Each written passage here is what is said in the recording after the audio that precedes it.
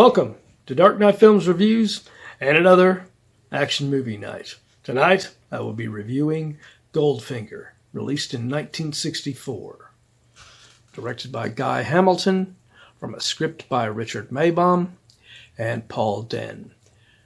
Starring Sean Connery, Honor Blackman, Gert Frobe, Shirley Eaton, Tania Mallet, Herold Sakata, Bernard Lee, Lois Maxwell, Desmond Llewelyn, and Cec Linder. Now, this is the first Bond film not directed by Terence Young, who had directed the previous two films, Dr. No and From Russia with Love. Now, he had a contract dispute with the Broccoli's, and he just simply wanted a percentage of the profits, but they denied him this, so he turned down the project. The director that did this eventually became Guy Hamilton, who, ironically, the Broccoli's went to first direct Dr. No. However, the Broccoli's did ink a deal with Sean Connery after a contract dispute with him as well, in which he would receive 5% of the gross for each of the films that he starred in. So, the Broccoli's were fine with paying an actor, but not the director. And speaking of Sean Connery, he's excellent as usual in this film as Bond. This was kind of when the series started getting a little bit more tongue-in-cheek and less serious. And nowhere is that seen more notably than Honor Blackman's character of Pussy Galore. Now, she was cast in this because of her affiliation with the British TV series The Avengers, which she was excellent in. And the Broccoli's saw her in that and knew that she would make an excellent Bond girl in this. And she was very, very good in this role, even though the name is a bit of a conundrum for anyone going into interviews for a film in 1964, and one of your lead actresses in the movie is constantly saying her character's name is Pussy Galore. Gert Frobe is playing the role of Goldfinger in this, and he is the epitome of what we would end up getting as these villains became more and more over the top in their villainy. And he's definitely fits into that mold in here. But I think his henchman, Sakata's character of Oddjob, is just as iconic as Goldfinger himself. Now, the character of Jill Masterson getting gold painted all over her and killed. There was a rumor going around that the actress that played that role died from ink poisoning or some shit, after doing that film from that paint, which was total bullshit because that character was played by Shirley Eaton, who I have spoke about quite a few times already on this channel in past reviews. And she had a pretty long career playing in films. So the rumors of her dying were totally exaggerated on that. That was bullshit.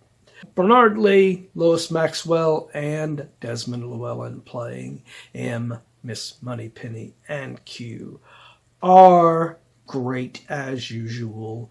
Bernard Lee and Lois Maxwell are more in line with what they were in the previous films. And don't let this over-the-top style that Guy Hamilton is doing with this film change their performance too much.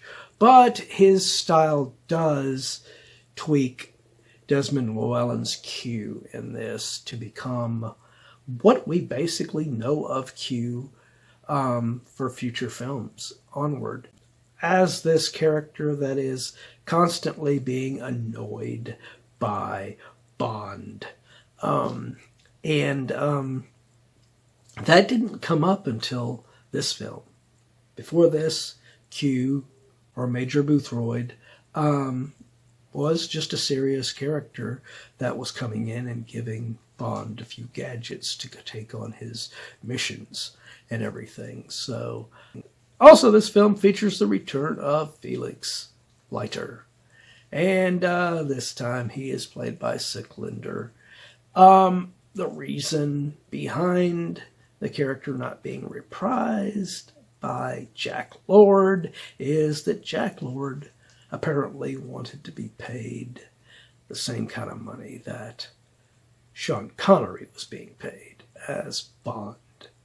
And the Broccoli's weren't going to be about that. I mean, if they weren't willing to give, Terrence Young, this director who has successfully directed 2 films for them in the past, a deal just to get a percentage of the profits, they sure as hell were not going to be paying a supporting character as much as they're paying their lead. So, yeah, he ended up getting replaced. Unfortunately, it's sad that happened, because if that's true, I'm with the Broccoli's on this one. I mean, you are a supporting character in this film. You should not be paid as much as Sean Connery. Sean Connery is Bond. You are just Felix Leiter.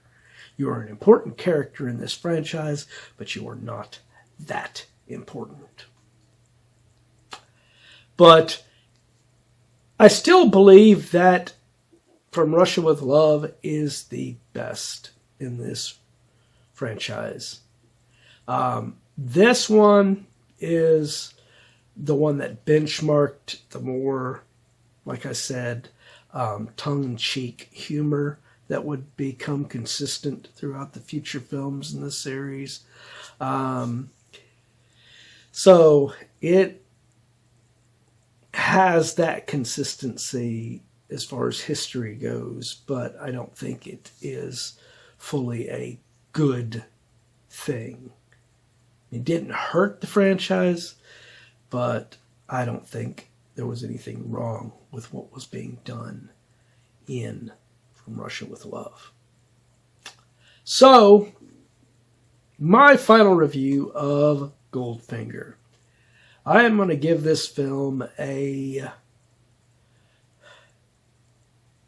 9.1 out of 10. Now, like I said, this could have been as good as From Russia with Love, but some of the tongue-in-cheek stuff that they did in here and everything, it made it less serious and less interesting to me as what From Russia with Love was. But what do you guys think? Do you agree with my review? Do you disagree? Let me know in those comments down below. And as usual, if you enjoyed this video, do not forget to like, share, and subscribe. And don't forget to click that bell icon so you can be notified about future videos just like this one. And while you're by the subscribe button, click that join button and become a Dark Knight fan. As a Dark Knight Fan Plus member, you have access to an area on the channel right now where you can request a movie, TV series, or ranking video of your choosing. And when that video goes live, it will go up for all Plus members to view, prior to it going up on the schedule for all other subscribers. So if you want to get interactive and help get some more movies on here that you would like to see me review, become a Plus member. Well, that's it for another action movie night. If you missed last week's action movie night, check out the link above to get caught up on that one. And if you've missed any other videos, check out this down here where you can watch a playlist of any of our action movie nights that you have missed.